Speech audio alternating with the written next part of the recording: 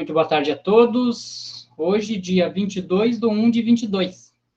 Invertido também da 22/1 de 22. Então, estamos iniciando mais um estudo da Revista Espírita. Estamos estudando o ano de 1860 da Revista Espírita.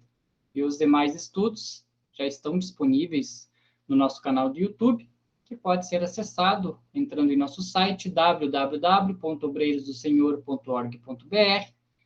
Tanto no nosso site quanto em nosso canal do YouTube, serão possíveis encontrar várias matérias, vários cursos, reuniões, enfim, um material bem vasto da doutrina espírita. Então, dando continuidade ao estudo que iniciamos na semana passada, nós estávamos conversando sobre o boletim que Kardec apresentava a cada início de mês, né? A revista espírita, ela saía mensal, né? Então ele tinha assim, cada início de mês, ele fazia um boletim de todos os trabalhos, né? Como se fosse a ata, né? De todos os trabalhos, de todas as reuniões que aconteciam lá na revista, lá no estudo da Sociedade Espírita Parisiense. Então a gente deu início na leitura desses boletins. Vamos continuar com a leitura deles? Pode ser, Sônia? Pode sim. Então, boa tarde a todos. Estamos na sexta-feira, 1º de junho de 1860, sessão particular. Então, já tínhamos lido uma primeira parte, agora entra na parte dos estudos, né? Então, primeiro estudo. Perguntas diversas dirigidas a São Luís. A. Sobre o estado dos espíritos. B. Sobre o que se deve entender por esfera ou planeta das flores de que falam alguns espíritos. C. Sobre as faculdades intelectuais latentes. D. Sobre os sinais de reconhecimento para constatar a identidade dos espíritos. Segundo estudo, evocação de Antônio T., desaparecido há alguns anos sem deixar indícios sobre o seu paradeiro. Reconhecida como inexata uma primeira evocação, ele explica o motivo e dá novos detalhes sobre sua pessoa. A experiência mostrará se são mais verídicos que os primeiros. Terceiro estudo, evocação do astrólogo Vogt, de Munique, que se suicidou em 4 de maio de 1860. Pouco desprendido, seu espírito ainda se acha sob o império das ideias que o tinham preocupado durante a vida. Quarto estudo, 2 ditados espontâneos são obtidos simultaneamente. O primeiro, pelo senhor Didier Filho, sobre a fatalidade, assinado por Lamennais. O segundo, pela senhora Lesque, assinado por Delphine de Girardin, sobre as mascaradas humanas. Sônia? Oi. Deixa eu fazer uma intervenção aqui por esse tema, assim, quando aparece, eu acho sempre interessante a gente dar uma explicação, porque acho que acontece bastante. Então, na época do Kardec, era mais psicografia, né? Não ainda existia a psicofonia. Então, se houvessem 2 comunicações, tudo bem, porque o médium estaria escrevendo, ele não teria uma bagunça ali de vozes. Mas, atualmente, se utiliza muito a psicofonia. Como que vocês trabalham essa questão de quando no grupo mediúnico acontece 2 comunicações simultâneas? Bom, a gente procura evitar a comunicação simultânea, né? Embora um grupo geralmente tenha mais de um dialogador, né? No mínimo 2, mas a gente acha mais adequado que o grupo todo possa acompanhar as comunicações, porque todo o grupo está vibrando na mesma sintonia, está dando suporte para aquela comunicação, né? Quando existe comunicação simultânea, embora cada dialogador possa conversar com o espírito que está se comunicando, o grupo acaba ficando meio que dividido, né? Alguns vão dar atenção a uma comunicação, outros a outra, então já não é o ideal, né? Então, eventualmente acontece de vir, por exemplo, algum espírito interferir naquela primeira comunicação, mas é muito raro, no sentido assim de se nenhum dos encarnados do grupo percebeu que, por exemplo, está vendo alguma mistificação. Então, às vezes, vem essa segunda comunicação do espírito benfeitor para interferir e mostrar que aquele espírito que está se comunicando está trazendo situações não verdadeiras, está tentando enganar, né? E uma ou outra situação também pode acontecer, né? Mas principalmente quando o grupo é de desobsessão, em que as entidades são mais densas, né? A gente evita mais ainda essa comunicação simultânea, porque pode tentar se comunicar através de outro médium, um espírito até que é inimigo daquele primeiro que está se comunicando, e começa a haver um tipo de um bate-boca ali, né? Uma discussão que aí deixa de ser produtiva e pode criar até uma desarmonia no grupo, né? Então, eu vejo como a maioria das vezes não adequado, né? Haver uma comunicação simultânea. Não sei se eu... Esse é um tema que a senhora falou que é isso mesmo que a gente adota, né? Claro, que é um critério que nós trabalhamos juntos há algum tempo, só que há algumas controvérsias, né? Inclusive de alguns grupos que, vamos dizer assim, que costumam trabalhar simultaneamente. Como a senhora falou, como o nosso trabalho maior, nossos grupos é de desobsessão, fica muito difícil, porque estamos trabalhando com entidades muito densas, e que nem a senhora colocou ali, pode querer haver uma discussão entre dois espíritos utilizando dois médios. E isso realmente cria-se um caos, né? O que a gente permite são questões pontuais. Por exemplo, nós estamos fazendo diálogo com a entidade muito densa, aí um espírito benfeitor que quer ajudar, dá algum ponto relevante, fala sobre a mãe dele, ou alguma coisa assim, ou perceba isso, perceba aquilo, nesse ponto, mas é muito pontual.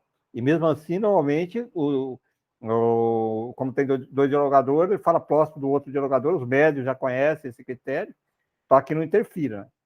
Aí, às vezes, acontece, às vezes tem dificuldade e temos que interferir junto com o outro dialogador, porque às vezes alguns espíritos querem apossar mesmo, se a gente não ser firme, e não cessar ali, por exemplo, aquela comunicação, ou isolar aquela entidade, é realmente, às vezes, preocupante, porque se deixar, cria-se verdadeiros diálogos entre duas entidades, aí perde todo o sentido, né, do grupo. Então, que nem a Sônia falou, eu, na minha opinião, por mais que eu sei que tem outros grupos que adotam isso, eu sou contrário. Né? Eu praticamente não gosto. Não gosto e nós não adotamos, né? É um critério nosso que nós não adotamos isso. Então, por isso que os dialogadores têm que ser muito firmes e o grupo tem que trabalhar em conjunto, porque quando o médium já está sendo preparado assim, dificilmente ocorre isso. Dificilmente. Porque ele já sabe, já conhece, então quando a entidade se aproxima, às vezes a gente percebe que está tendo aquela necessidade de comunicar ali com o espírito ali, a gente aproxima dele através do magnetismo, vai conversando, fala, não, segura um pouquinho, aguarda, segura, para não deixar acontecer isso.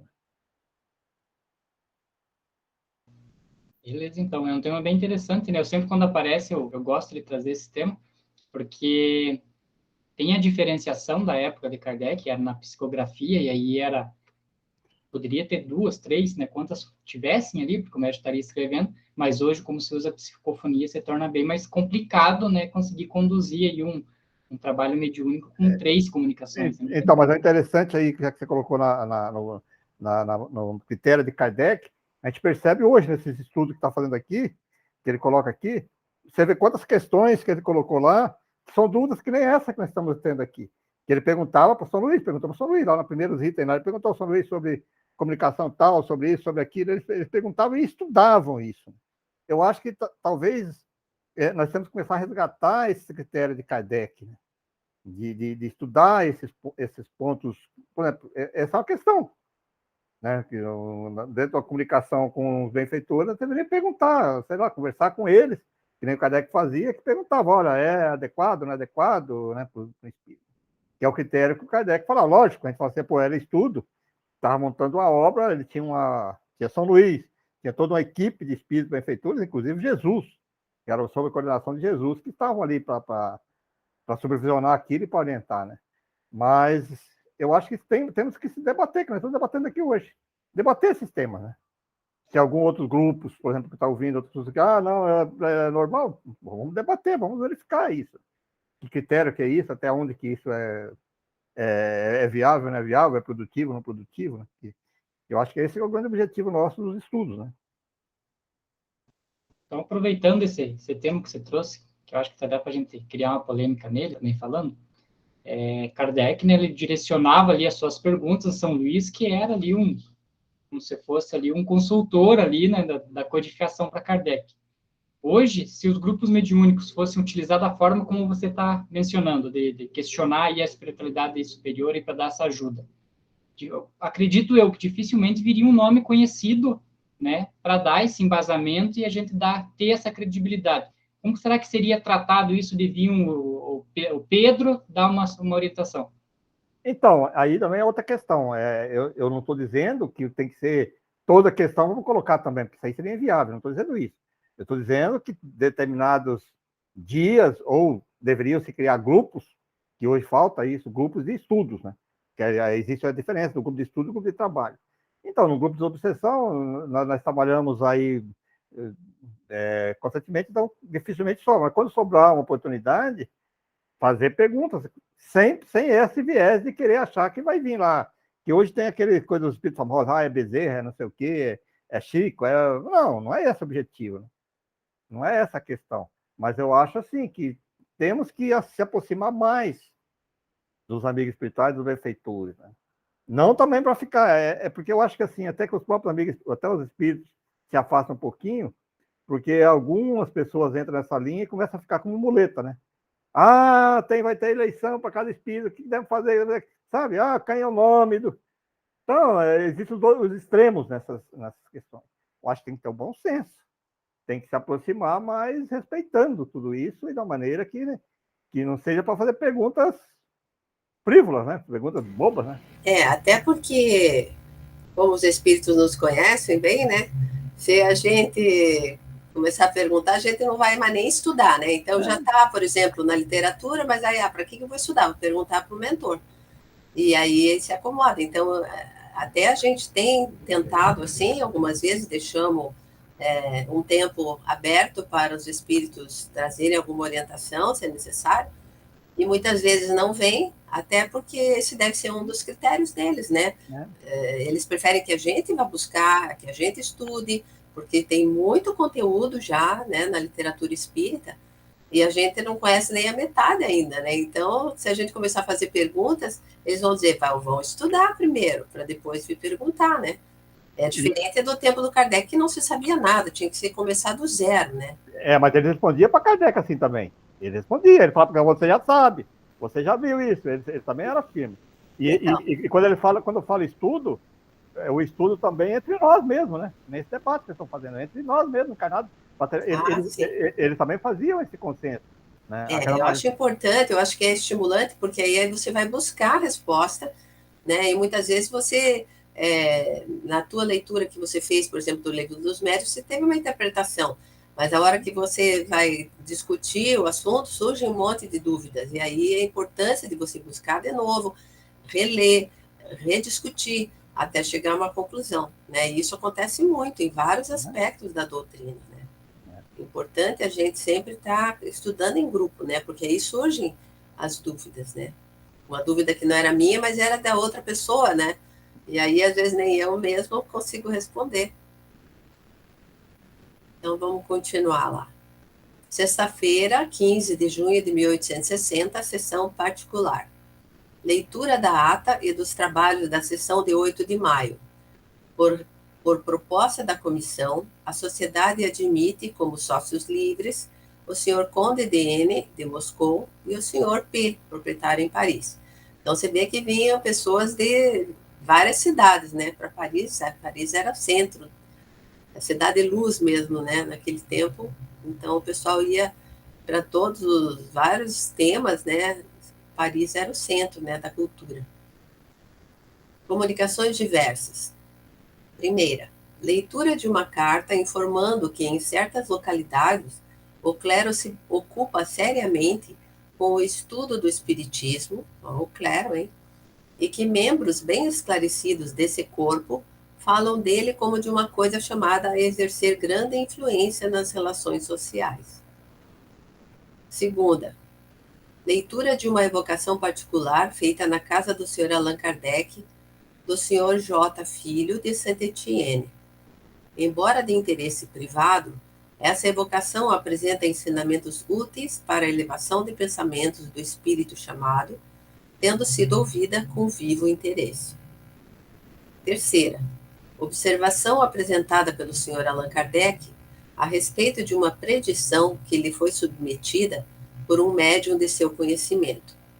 Conforme tal predição, certos acontecimentos devem ocorrer em data fixa, e como constatação, o espírito tinha dito ao médium que a fizesse assinar por várias pessoas, entre outras o Sr. Allan Kardec, a fim de poder certificar, quando de sua ocorrência, a época em que fora feito. Eu me recusei, disse o Sr. Allan Kardec, pelas seguintes considerações. Abre aspas para Kardec. Muitos têm visto no Espiritismo um meio de adivinhação, o que é contrário ao seu objetivo.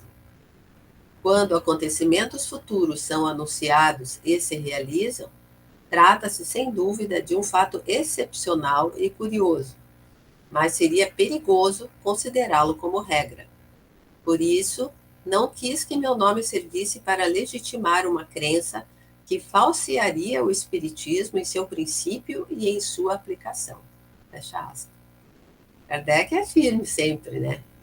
E eu também acredito muito nisso, né? Eu acho que toda vez que você tenta fixar uma data, a ocorrência em erro é terrível, né? E a gente vê aí grandes nomes aí do Espiritismo que fizeram isso e tiveram problemas, né?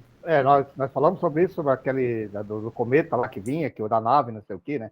Que dizia que 2000, né? No final de 2000, ia ocorrer e tal, e entrou um aí ligado ao meio espírita, gravando, disse que havia, como é que chama lá não esqueci o nome do cometa lá que vinha. O cometa é o Nibiru. Não é? Nibiru, não sei o que viria, e algumas pessoas como médium entraram afirmando datas, inclusive, né? Algumas pessoas conhecidas nossas, inclusive, simpatizava com isso e que olhava... Era o ano 2012, né? 2012, é isso. 2012. Poxa vida, e pegou muito mal isso, né? Porque não aconteceu nada, né? Estamos aí, mesma coisa, nada do Nebil, nada não sei o quê. E eu vi que naquela época tinha pessoas conhecidas nossas, da própria nossa instituição, que simpatizavam com aquilo e tentavam mostrar, inclusive pelo computador, que estava vendo lá o... Poxa vida, é que nem eu pego... Se tiver que acontecer, vai acontecer, que sirva, né? Mas firmar data, quando vem alguma comunicação dizendo com data, nome, muito claro assim, eu já fico muito desconfiado, né? Inclusive a gente discute algumas obras que a gente estuda aí, quando ele fala algumas das projeções do futuro, como detalhes, e as coisas acontecem naquele jeito, nós já ficamos meio assim, para poxa, onde é que está o livre-arbítrio? Onde é que está, né? Sim, o próprio Kardec se enganou, né? Embora não tenha marcado data, mas ele falou que pelo que os espíritos estavam contando e também pelo que ele via, né, da evolução do espiritismo, ele achava que no século XX a gente já ia ter a modificação moral da humanidade. E, no entanto, foi ao contrário, né? No século XX houve uma deterioração da moral, né? Porque é o livre-arbítrio, né?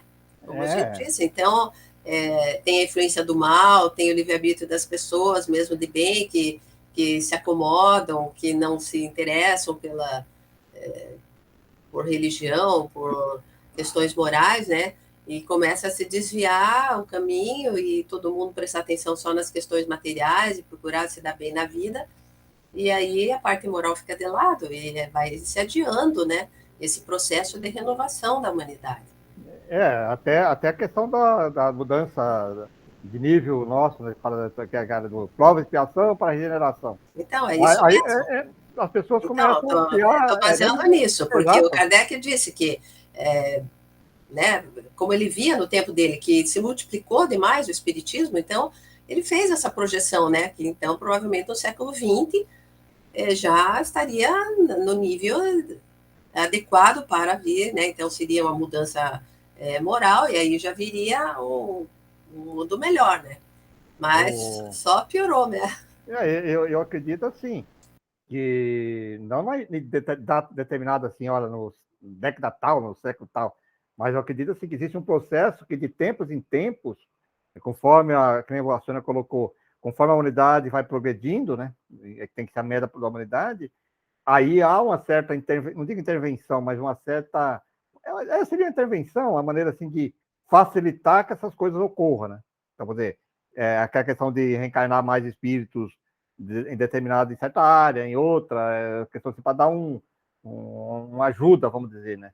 Em outras épocas, vinham espíritos que necessitam, que nem agora, que fala muito isso, que está bastante degenerada a nossa sociedade, porque está reencarnando espíritos necessitados de ter uma última experiência.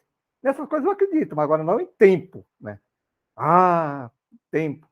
Bom, se acontecer isso, pode demorar 10 anos, 20 anos, 50 anos, Pois 100 anos. porque é como no tempo de Jesus, Jesus já dizia, os tempos são chegados, né?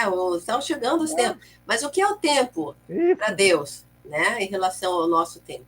Então, um milênio para ele não está no tempo, mas ainda tem um milênio pela frente, né? Para nós, a gente acha que é daqui 10 anos. Até a própria vinda de Jesus é um desses adventos que eu falo que de tempo em tempo há uma certa, né, que para dar vamos dizer assim, colaborar com a mudança da sociedade, né, que mostra, aparece, né, tem épocas que aparecem mais profetas, né, entre aspas, aí, que colocam em outras mais desenvolvimento intelectual, que reencarnam, né, que vem espíritos talvez de outro orbes, isso sim, mas tudo isso dentro de uma programação, vamos dizer assim, dentro de uma necessidade da situação do orbe naquele momento, né?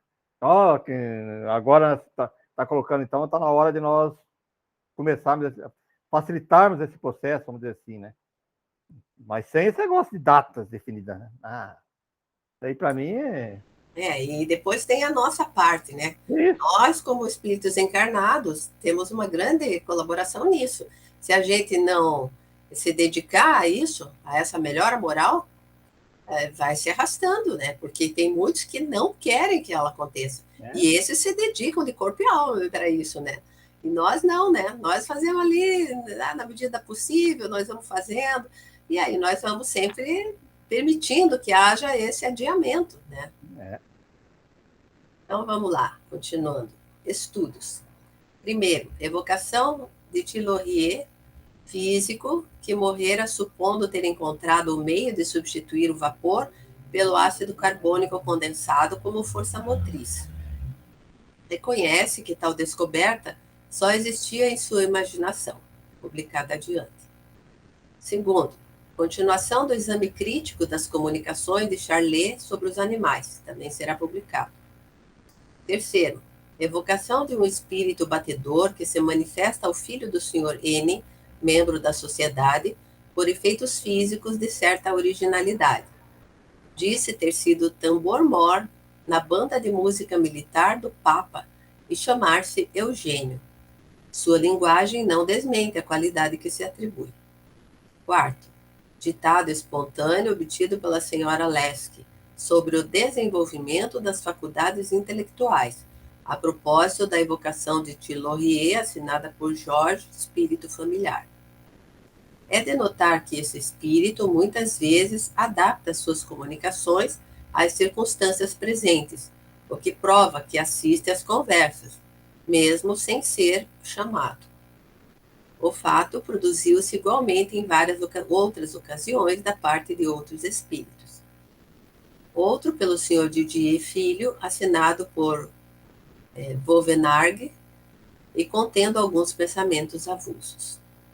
Sexta-feira, 22 de junho de 1860, sessão geral. Leitura da ata e dos trabalhos da sessão de 15 de junho. Comunicações diversas. Primeira, leitura de um ditado espontâneo obtido pela senhora Leske sob o devaneio assinado por Alfred de Musset. Segunda, relato de um fato de mediunidade natural espontânea, como médium escrevente, apresentado pela senhora Lube, membro da sociedade. A pessoa é uma camponesa de 15 anos que, sem possuir nenhum conhecimento do espiritismo, escreve quase diariamente, por vezes páginas inteiras, inteiramente mecânico. Uma intuição lhe diz que deve ser um espírito que lhe fala, porque quando se sente levada a escrever, toma um lápis dizendo: vejamos o que ele vai me dizer hoje. Suas comunicações muitas vezes se referem a episódios da vida privada, seja para ela, seja para pessoas do seu conhecimento. Quase sempre são de extrema justeza, mesmo para as coisas que ela ignora completamente. É provável que essa faculdade, se fosse cultivada e bem dirigida, desenvolver-se-ia de modo notável e útil.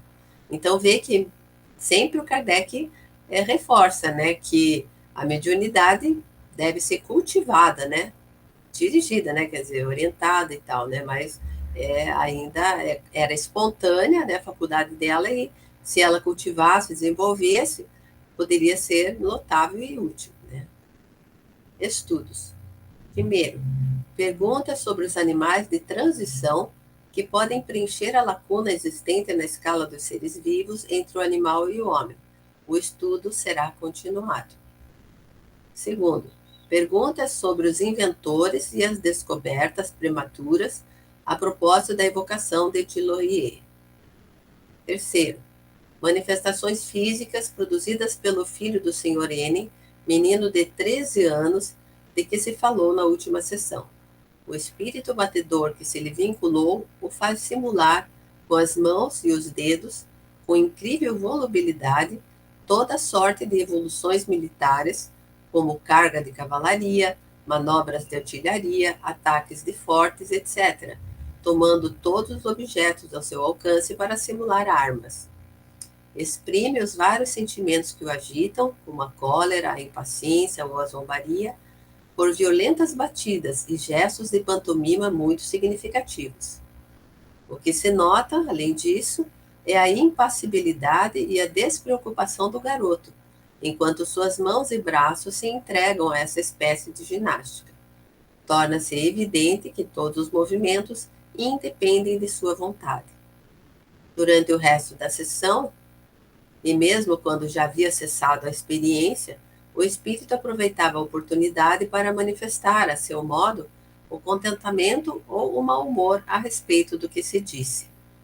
Numa palavra, vê-se que se apodera dos membros do rapaz e os emprega como se fossem seus.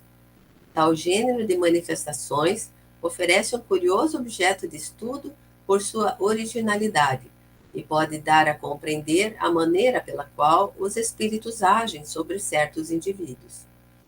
Interrogado sobre as consequências que essas manifestações podem ter sobre o rapazinho, São Luís fez advertências de muita sabedoria e aconselhou não as provocar.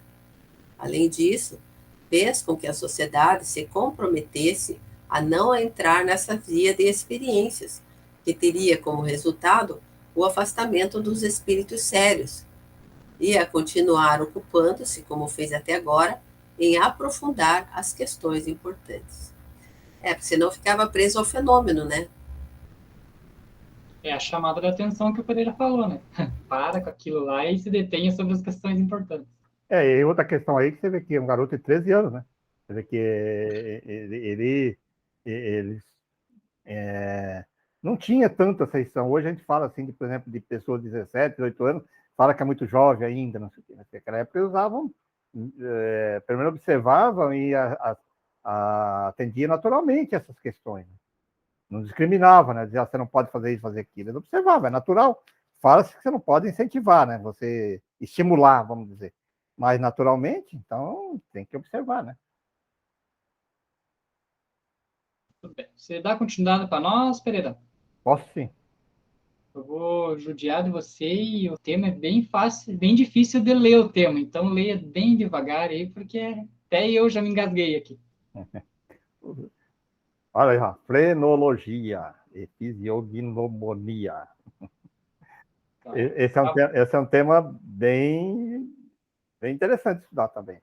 Só para trazer aqui, então, para quem está nos assistindo, então, a frenologia era relativa àquelas, acho que ao cérebro, né, onde o crânio ele demonstrava ali diferentes tamanhos, e aí a pessoa julgava que ela teria aptidões conforme aquela análise do crânio, né? E a fisiognomia, fisiognomia teve sua origem na Índia, quando antigos habitantes daquele país estudavam rugas no corpo, as causas, as origens das mesmas. Mais tarde foi levado para a China, onde foi estudado e desenvolvido como diagnóstico e hoje é tida como uma subdivisão da medicina chinesa. Aí depois, se a Sônia quiser também comentar lá, daí nós vamos parando aí pelo caminho. Então vamos lá. A frenologia é ciência que trata das funções atribuídas a cada parte do cérebro. O Dr. Gall, fundador dessa ciência, pensava que, desde que o cérebro é o ponto para onde são conduzidas todas as sensações e de onde partem todas as manifestações das faculdades intelectuais e morais, cada uma das faculdades primitivas deveria ter ali o seu órgão especial. Assim, seu sistema consiste na localização das faculdades, sendo o desenvolvimento de cada parte cerebral determinado pelo desenvolvimento da calota óssea, produzindo protuberâncias, concluiu ele que, do exame dessas protuberâncias, poder-se-ia deduzir a predominância de tal ou qual faculdade. E daí, o caráter ou as aptidões do indivíduo. Daí também o nome da cranioscopia, dado a essa ciência como a diferença de que a frenologia tem por objeto de estudo o que diz respeito às atribuições do cérebro, enquanto a cranioscopia se limita às lições tiradas da inspeção do crânio. Numa palavra, Gall fez, a respeito do crânio e do cérebro, o que fez Lavater para os traços fisionômicos. Não há por que discutir aqui o mérito dessa ciência, nem examinar se é verdadeira ou exagerada em todas as suas consequências. Mas ela foi alternadamente defendida e criticada por homens de alto valor científico. Se certos detalhes são ainda hipotéticos, nem por isso deixa de repousar sobre um princípio incontestável, ou das funções gerais do cérebro, e sobre as relações existentes entre o desenvolvimento ou a atrofia desse órgão e as manifestações intelectuais. O nosso objetivo é estudo das suas consequências psicológicas, das relações existentes entre o desenvolvimento do cérebro e a manifestação de certas faculdades. Alguns sábios concluíram que os órgãos cerebrais são a própria fonte das faculdades. Doutrina que não é outra senão a do materialismo, porquanto tende à negação do princípio inteligente, estranho à matéria. Consequentemente, faz do homem uma máquina sem livre-arbítrio, sem responsabilidade de seus atos, já que sempre poderia atribuir os seus erros à sua organização. Seria injustiça puni-lo por faltas que não teriam dependido dele acontecer. Ficamos abalados pelas consequências de semelhantes teorias, e com razão. Devia ser, por isso, proscrever a frenologia? Não, mas examinar o que nela poderia haver de verdadeiro ou de falso na maneira de encarar os fatos.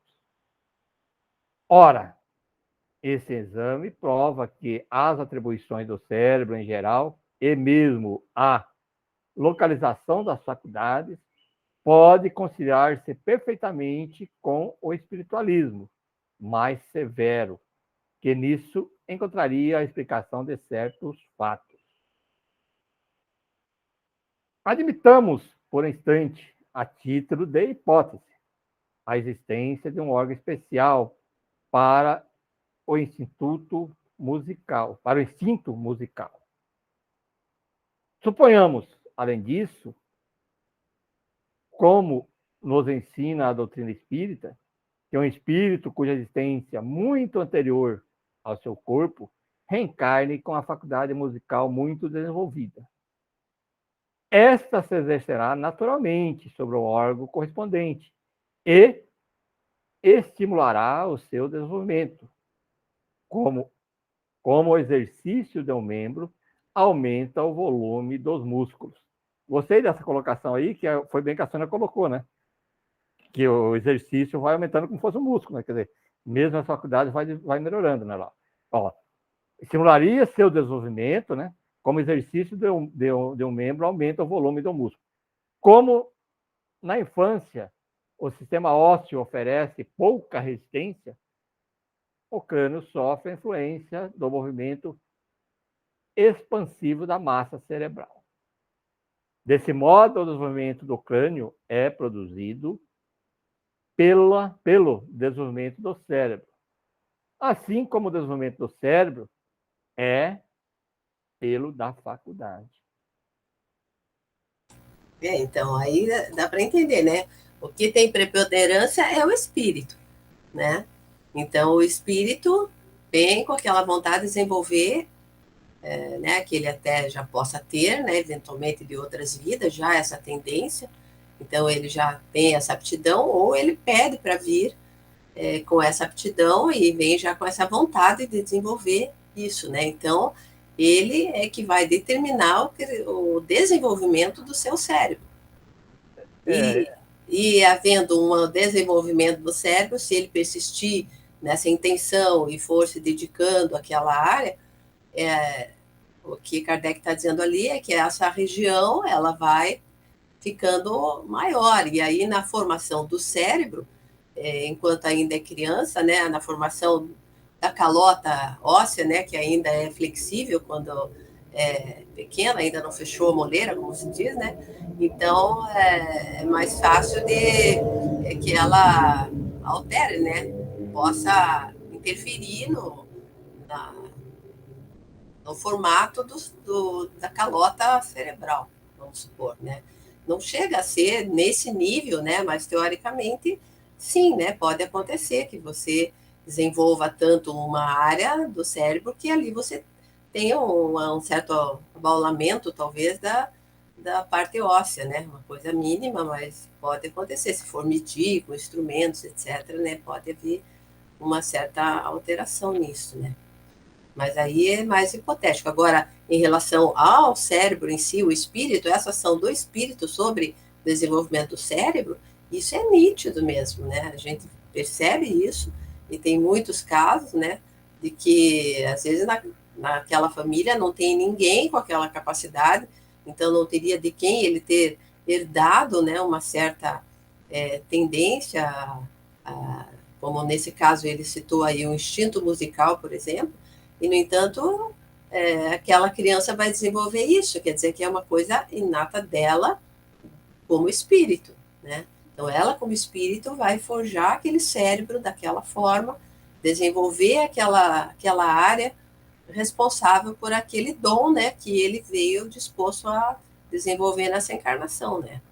A questão aí também que aconteceu muito naquela época, e que as pessoas começavam a querer analisar uma pessoa, e, por exemplo, vamos contratar uma pessoa para trabalhar em determinada função, olhava toda a fisionomia do rosto, a maneira que tudo faz, isso aqui tem tendência a ser maníaco, ser bandido. Não tem, hoje não se fala muito isso, de estudar a genética para chegar nessas conclusões das pessoas que têm uma certa preponderância para isso, para aquilo. Então, simplesmente olhando o rosto, fala, puxa, esse tem um rosto assim, ele é calmo, ele é bondoso. É nesse ponto que o Kardec coloca bem ali. Aí ele vem colocando que pode sim haver o espírito, que aí existe a questão do cérebro em si como todo, mas pode o espírito influenciar, claro, se é músico. ele começa a treinar por causa da música, ele pode influenciar as cordas vocais ali, vai alterando, e assim como algumas regiões cranianas, que a Sônia colocou. Né? A questão era exatamente isso que eles faziam. Acho que esse próprio estudo vai falar depois ali. Que virou um frenesi, né? Então a pessoa começava a querer analisar as pessoas olhando a aparência do rosto, medindo o rosto, colocando isso, aquilo, para determinar a personalidade da pessoa, se a pessoa era íntegra, honesta ou não. Até que ele fala, pô, vai ser culpado ou não é culpado? Então ele não é culpado, porque você já veio com aquilo ali. Ele não tem nenhuma culpa nenhuma de ter feito o ato, porque ele já veio, né? Exatamente. Já seria uma questão física, e aí como você pode responsabilizar, né? Nesse texto ele coloca isso, né? Começar a colocar a pessoa que já veio. Então ele não Agora, teve... a gente sabe também que nem todos os espíritos conseguem modificar, né, muitas questões. Até eu gosto de uma palestra que a Nete Guimarães traz, que ela coloca num gráfico assim, que quanto mais evoluído o espírito, mais ele tem capacidade de sobrepor a sua vontade em relação ao ambiente, seja a parte biológica, né, genética, como também ao ambiente cultural, né, familiar, as influências do meio, etc. Né? Quanto mais medíocre é o espírito, que a maioria de nós somos, nós nos deixamos levar muito por essas influências externas. Né? Então, a nossa vontade, aquilo que a gente programou para a nossa reencarnação, muitas vezes nós deixamos de lado, porque nós somos levados pelo pensamento corrente, pela cultura em que a gente está mergulhada, né? E aí você não consegue colocar em prática aquilo que você veio com vontade de fazer, né? E por isso, à medida que a humanidade vai evoluindo, ela vai vencendo, né? Esses desafios que é o mundo externo, né? Por isso que eu penso que Jesus disse, né? Eu venci o mundo, porque ele era o espírito superior. Então, independente de todas as influências externas, ele sobrepunha a vontade dele como espírito, né? E esse é o nosso modelo, esse é a nossa meta, é a gente se sobrepor a essas influências externas e fazer valer aquilo que está no nosso interior, né? O que a gente, digamos, a gente veio, assim, a programação que a gente veio colocar em prática aqui, né? E colocando assim, hoje, se a gente fosse analisar, principalmente na atualidade, se você for querer medir olhando a fisionomia, em questão morais, em questão até mesmo intelectual, você pode até colocar mais morais. Por exemplo, você vê espíritos maldosos, mal, que disfarçam completamente, inclusive, né? São aparências totalmente normal, de boazinha, que você olha, você não vê nada legal, e são verdadeiros fascínoras, né, que já existe hoje, encarnado. E, ao contrário, existem pessoas que estão encarnadas com corpos físicos, às vezes, menos favorecidos, vamos dizer assim, fisicamente, da fisionomia e tudo, e são intelectuais, né? Então, quer dizer, não dá para se colocar como isso, como a fenologia, como análise de personalidade, né? Hoje nós sabemos claramente isso, nós percebemos. Inclusive, o que a Sônia colocou é importante. Os espíritos, por exemplo, mais evoluídos, eles gostam, às vezes, quando depende do ambiente que vai colocar, de se apresentar da forma mais humilde possível. Né? É a questão que nós sempre comentamos aqui sobre a questão dos pretos velhos, não pretos velhos, né? Você se manifesta assim só porque ele está falando de uma maneira mais humilde, mais simples, mais... Não é isso que vai medir personalidade, nem caráter, nem identidade, né? O conteúdo, né? Análise como um todo. Então, foi um estudo, o Kardec colocou ali, um estudo que eles vão colocar bem para frente assim, mas na época eu sei disso, porque eu estudei um pouquinho sobre essa questão, né? Eu acho que no outro estudo anterior que eu estava estudando, nós debatemos sobre isso, virou uma verdadeira, começou a virar uma verdadeira pandemia, todo mundo querendo analisar isso, né? Era um modismo, né, da época. Modismo, seria a palavra. É bem interessante essa questão que a Sônia trouxe ali, a Pereira reforçou, que os nossos órgãos, eles são aquilo que o espírito é, né? Principalmente na questão do cérebro. Ele é um tradutor da inteligência de que está no espírito, né? Então, no caso da frenologia, julgar ali porque a pessoa tem uma parte maior, uma parte menor, né? Seria meio que menosprezar ali a condição do que está no espírito também, né? Eu até anotei aqui para trazer um tema, porque hoje, por exemplo, eu estava vendo uma entrevista no podcast lá de um surdo que ele fala, porque o pessoal fala, ele é surdo-mudo. Não, na verdade, ele pode ser surdo e mudo, mas na verdade ele pode ser só surdo, ele só não fala porque ele nunca escutou o som e ele não consegue reproduzir. Mas hoje existem técnicas que pela observação, ele consegue falar. Então, se fosse para analisar assim, eu ia dizer assim, não, todo surdo tem que ser mudo, não tem que ser mudo, né? O gago, por exemplo, né? O gago, às vezes ele falando, ele não consegue falar, mas cantando ele consegue cantar, né? Porque são regiões também diferentes do cérebro. Então, é uma questão assim que se basear puramente pela parte material e fisiológica, nós vamos incorrer em erros nesses quesitos, né? Então, tem que se tomar cuidado disso, e Kardec foi muito coerente ali na situação ali em analisar. Vamos ver os fatos que são verdadeiros e vamos também analisar os fatos que são falsos dessa teoria, né? E o que importa para nós são as questões psicológicas do que isso pode acarretar. Kardec era muito adiantado para a época dele, porque se é uma coisa que, eu penso assim, se é uma coisa que é apresentada para mim, particularmente lá nos anos de 1800, eu ia acabar acreditando nisso. E Kardec era muito adiantado para a época dele, muito coerente. Né? E hoje em dia existe até o que o pessoal chama de epigenética, né? Que transcende ainda mais essa questão, né? Então, até por causa dos neurônios que fazem interligação de uma área e outra, né? Então, por exemplo, alguém sofreu uma lesão numa área que é responsável por, digamos, pelo discernimento, vamos supor, né?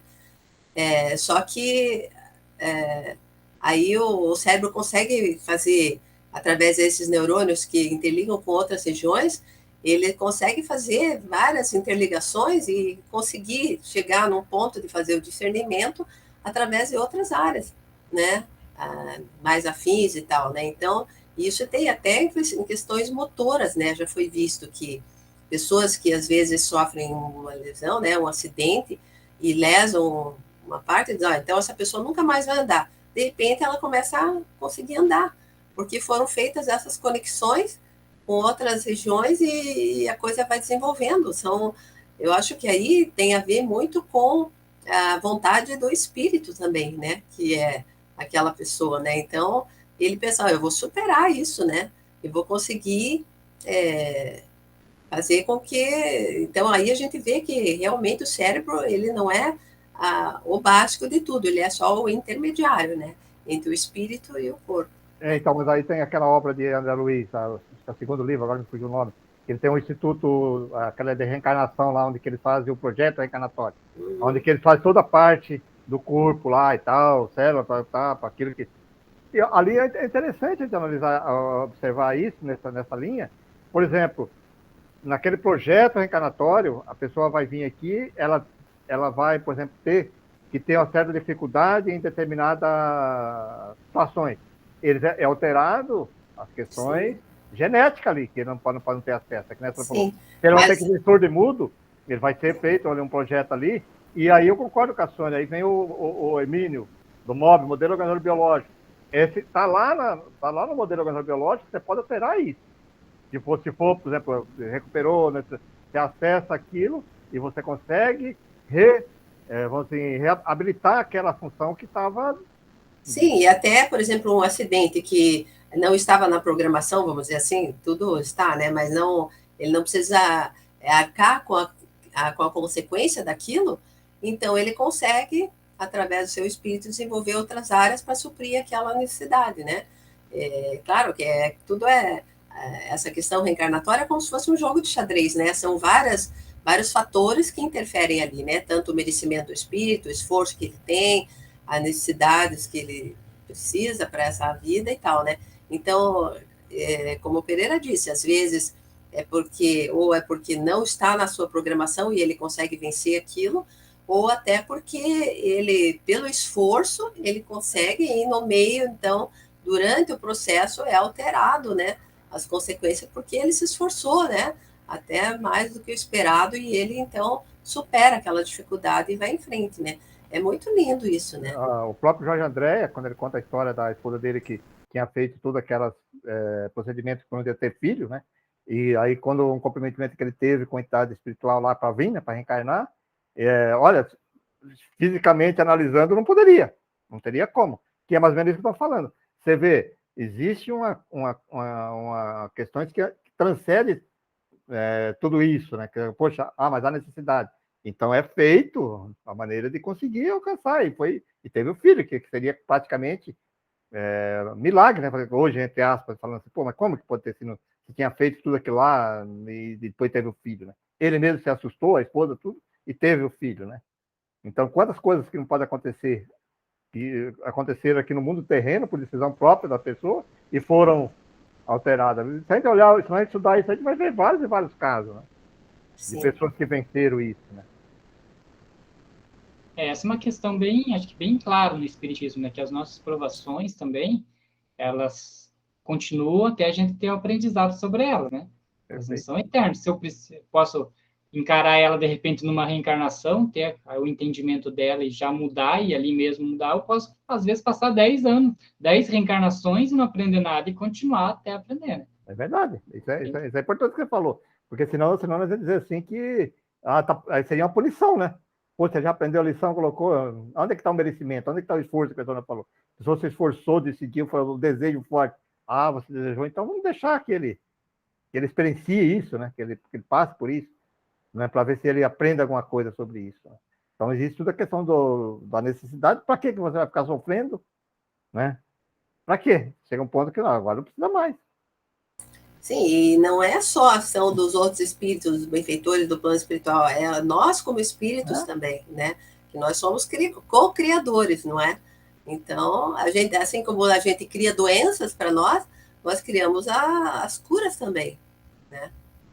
Só um complemento ali que a Sônia falou uns minutos atrás ali, que ela comentou sobre a influência, né? E nós somos ainda espíritos, ainda medíocres, vamos dizer assim, né? A gente não consegue, às vezes, estar num ambiente, por exemplo, onde tenha tanta corrupção, vamos pegar aí, que é o que a gente mais vê hoje em dia, né? E não se corromper, né? Então, a gente é medíocre. Por isso é importante, eu acho, né? Já considerando a nossa falha ainda na evolução aí, na escala espírita, das companhias boas que a gente tem que ter, né? Porque se a gente pode ser influenciável, então, tendo essa concepção, então vamos nos cercar de pessoas que sejam de boas índoles, para que a gente não corra o risco de recair naquilo lá. Talvez não estejamos aprendendo a evitar aquilo, mas também não vamos estar causando mal. Então, acho que é importante também ter esse pensamento. E o estudo do cristianismo em geral, dá para dizer, né? Porque o cristianismo traz isso, né? Os ensinos do Cristo nos mostram como você pode vencer o mundo, né? Por isso que ele é nosso guia, né? Guia e modelo. Então, ele venceu o mundo e ele deu os ensinamentos para que a gente possa seguir, né? Então, é importante a gente estudar isso, né, profundamente. Não é só assim aquela ideia, tem que ser bonzinho. Não, a gente tem que estudar profundamente cada uma das virtudes, né? Cada um dos aspectos psicológicos que a gente tem também, se autoconhecer, né? Para que a gente saiba quais são nossas fragilidades, nossas tendências, onde a gente tem mais vulnerabilidade de cair, né? Nessas armadilhas do mundo, né? Vamos dizer assim. Então, eu acho assim, até já comentei, né? Esse simbolismo todo que Jesus coloca nas tentações do Cristo lá, né? Que o demônio aparece, tudo isso é simbólico, né? Dizendo, eu te dou o mundo e tal, que são as tentações que normalmente a gente cai, né? É o poder, é o dinheiro, essas são as facilidades, são os prazeres mundanos, né? Tudo isso são coisas que a gente tem que estar atento, porque às vezes nós temos mais vulnerabilidade em um aspecto ou no outro, né? Ou a maioria de nós tem todos eles, né? E para que a gente estude isso profundamente, né? Então, acho que a religião, seja qual for, né, ela tem que ser bem estudada e entendida nesse aspecto, que você vai ver o que você tem de fragilidades para que você não caia nisso, e cada vez você se fortalecer mais para ficar cada vez mais imune a essa influência externa. E quando eu entrei em contato com a doutrina espírita, que para mim, logo na primeira leitura, que eu comecei estudando a doutrina espírita pela Gênesis, e quando eu comecei a estudar, ler aquilo lá pela lógica. Aí, para mim, faz muito sentido. Entendeu? Para mim, a coisa tem que fazer sentido. Então, por exemplo, a gente vê as pessoas que chegam próximas de nós, e a gente vê aí as questões da ansiedade, da depressão, as pessoas estão tudo imediatistas, né? Elas querem uma fórmula. Você chega lá e fala, papai, tá pronto, acabou tudo. Esquece que é um processo, não dá salto. Você tem que ir melhorando pouco a pouco. Então, tem coisas que você está muito difícil ainda, melhora aquelas coisas mais simples, mais fáceis. Que nem o Lelo falou, procura-se primeiro agora, já que está com dificuldade disso, procura ter contato com pessoas de boa índole, né? Pessoas ligadas a uma determinada religião, alguma coisa assim, que vai te influenciando você nesse caminho. Mas não espero, porque as pessoas querem, mas eu ainda não consigo. Claro, você está querendo, de hoje para amanhã, você vai deitar hoje e amanhã você vai ficar puro. Isso não existe, né? Dá para ler mais um pedacinho? Então vamos ler mais um pedacinho aqui. A faculdade é a causa primeira. Olha o que ele está falando. O estado do cérebro é um efeito consecutivo. Sem a faculdade, o órgão não existiria. Ou seria apenas rudimentar. Encarada sob esse ponto de vista, a frenologia, como se vê, nada tem de contrário à moral, porquanto deixa ao homem toda a sua responsabilidade, cabendo-nos acrescentar que essa teoria é, ao mesmo tempo, conforme a lógica e as observações dos fatos.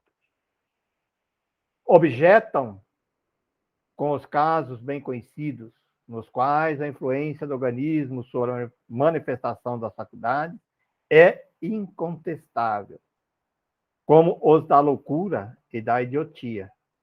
Mas é fácil resolver a questão. Vêm-se todos os dias homens muito inteligentes tornaram-se loucos. Olha aí que o Kardec coloca. O que prova isso?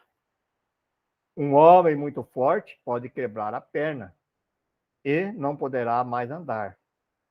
Ora, a vontade de andar não está na perna, mas no cérebro. Essa vontade só é paralisada pela impossibilidade de mover a perna. No louco, o órgão que servia à manifestação do pensamento, estando avariado por uma causa física qualquer, o pensamento já não pode manifestar-se de maneira regular. Erra a torto e direito, fazendo o que chamamos extravagância. Mas nem por isso deixa de existir em sua integridade. E a prova disso está em que, se o órgão for restabelecido, volta ao pensamento original.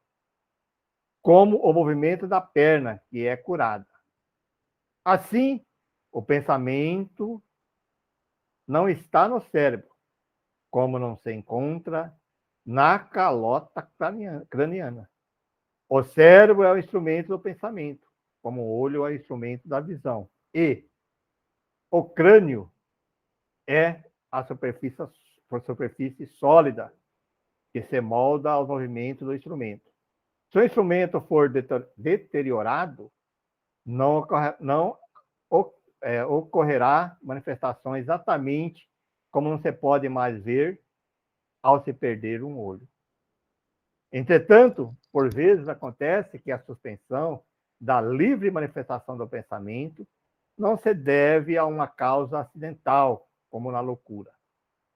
A constituição primitiva dos órgãos pode oferecer ao espírito, desde o nascimento, um obstáculo, da qual sua atividade não pode triunfar. É o que acontece quando os órgãos são atrofiados ou apresentam uma resistência insuperável. Tal é o caso da idiotia. O espírito está como que aprisionado, sofre essa constrição, mas nem por isso deixa de pensar como espírito. Do mesmo modo que um prisioneiro atrás das grades, O estudo das manifestações do espírito de pessoas vivas, pela evocação, lança uma grande luz sobre os fenômenos psicológicos. Isolando o espírito da matéria, prova-se pelos fatos que os órgãos não são a causa das faculdades, mas simples instrumentos com o auxílio dos quais as faculdades se manifestam com maior ou menor liberdade ou precisão,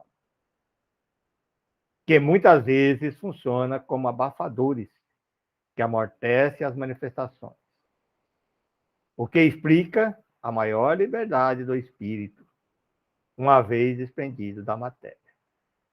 No conceito materialista, o que é um idiota? Nada. É apenas um ser humano. Conforme a doutrina espírita, é um ser dotado de razão, como todo mundo, mas enfermo de nascença pelo cérebro, como outros o são pelos membros. Ao reabilitá-lo, não será tal doutrina mais moral, mais humana, que dele se faz um ser desprezível?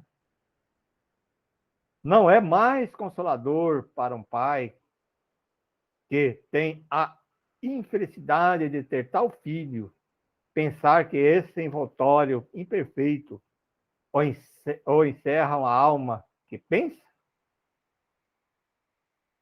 Aos que, sem serem materialistas, não admitem a pluralidade das existências. Mas perguntamos, o que é a alma do idiota? Se a alma é formada ao mesmo tempo com o corpo, por que criaria Deus seres assim desgraçados? Qual será o seu futuro? Admite, ao contrário, uma sucessão de existências, e tudo se explica conforme a justiça. A idiotia pode ser uma punição ou uma prova, e, em todo caso, não passa de um incidente na vida do espírito. Isto não é maior, mais digno da justiça de Deus do que supor que o Pai tenha criado um ser fracassado para sempre? Agora, Acho que dá para dar, Pereira, acho que dá para nós dar uma parada, né? E a gente terminou a parte da frenologia, e aí acho que daí a gente continua ali a parte da fisiognomonia, nossa, palavra difícil, no próximo estudo. Acho que fica bom, né? Fica bom. Aí foi bacana que o que ele colocou ali foi bem no que nós discutimos, né? Bem que nós Bem do que conversamos. discutimos. Bem o que nós falamos ali, ele veio realmente trazer ali no conceito dele, né? Por isso que eu falei da questão da lógica. Para mim, as coisas têm que ter lógica. Né? Se você não acreditar nessa lógica, você perde tudo isso. Bacana. Perfeito. Bacana, né, gente?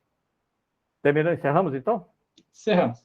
Então, como sempre colocamos, sempre falamos isso para as pessoas que estão assistindo, essas são opiniões pessoais nossas, de acordo com nossos estudos, nosso conhecimento, que nós procuramos fundamentar dentro da doutrina espírita, mas sempre estamos abertos para ouvir outras pessoas, outras ideias, alguns outros estudiosos que se aprofundaram mais sobre o tema, que possam nos trazer dentro dessa lógica da doutrina espírita esclarecimentos. Então, vamos aproveitar agora esses instantes para agradecer a Deus por essas oportunidades encarnatórias que temos de estarmos aqui experienciando no mundo terreno, numa época que para muitos é de muita perturbação, mas se reencarnamos, se estamos passando por essa experiência reencarnatória, é porque necessitamos dessas experiências, desses aprendizados para a nossa reflexão. Por isso, agradecemos sempre a Deus. Como nós sempre colocamos, muitas vezes nós vamos se afastando da lei divina, porque esquecemos do nosso timoneiro mestre, que é Jesus, que está no leme da nau terrena. Por isso, quando sentirmos assim, nos afastando, vamos e temos que ir ao encontro do Evangelho de Jesus, que vem assim nos mostrar o caminho, o norte a seguir. Vem nos relembrar a lei divina, através do Evangelho, que estão gravadas na nossa consciência. Temos que resgatar isso. temos que buscar cada vez mais esse reencontro, essa religação com Deus, com Jesus, o seu Evangelho. Jamais nos esquecemos que somos seres espirituais, passando por experiências canais no mundo terreno, mas o nosso objetivo sempre é a nossa evolução. Obrigado aos amigos espirituais que nos orientam, nos guiam. Obrigado àqueles companheiros espirituais que conosco também se reúnem nesses estudos, nos intuindo, nos dando a força. E aqueles outros que também se aproximam, buscando os conhecimentos. Queridos amigos espirituais, Deus, Jesus, que as nossas vibrações possam alcançar a todos aqueles que sofrem no nosso orbe terreno, principalmente aqueles nossos irmãos que ainda persistem no mal, aqueles mais intelectualizados, aqueles que exercem algum poder, que eles possam sentir uma luzinha em seu coração e refletir. Obrigado a todos por esses momentos que tivemos nessa tarde, e que possamos estar reunidos aqui na próxima semana para mais um estudo desta obra de grande importância da Revista Espírita. Que assim seja.